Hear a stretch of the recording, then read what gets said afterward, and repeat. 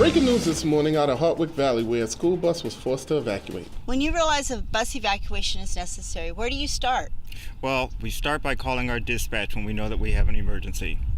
I radio in and tell them my bus number and the location, what has happened, and let them know that I am going to evacuate the students. This is done immediately to allow dispatch to contact the necessary emergency personnel and get them on the way to help. I noticed that one of your students had a behavior disorder. Were you afraid that he would run away once he got out? Well, we've worked with the staff at the school, so we know what might trigger one of his outbursts. We practice all of that. Mary Tess goes with Eric as he evacuates and then stays with him at the rear of the bus and waits for the others. We are talking to the students during all of this to help them stay calm and remind them about what to do next. I placed myself between the two boys and guided them to the rear, where Mary Tess was waiting.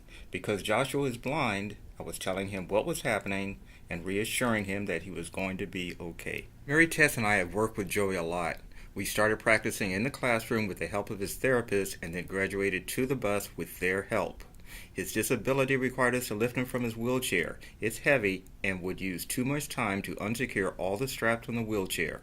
So we never evacuate him in it in an emergency. We took him out of the wheelchair.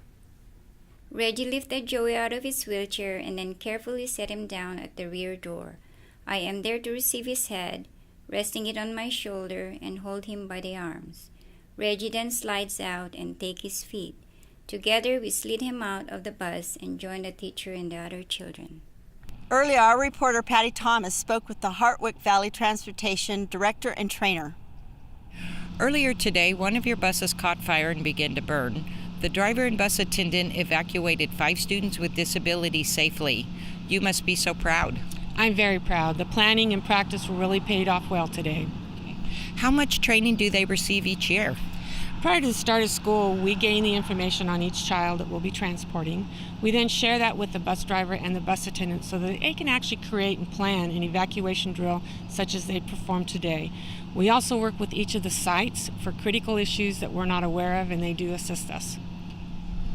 Each school year we do a safety drill with the students. Every plan is tested, and we have a great training department. Tyrone and Nicole, it just goes to show that planning and training pays off. 5 children's lives were saved today. This is Patty Thomas with PTSI, turning it back to the desk.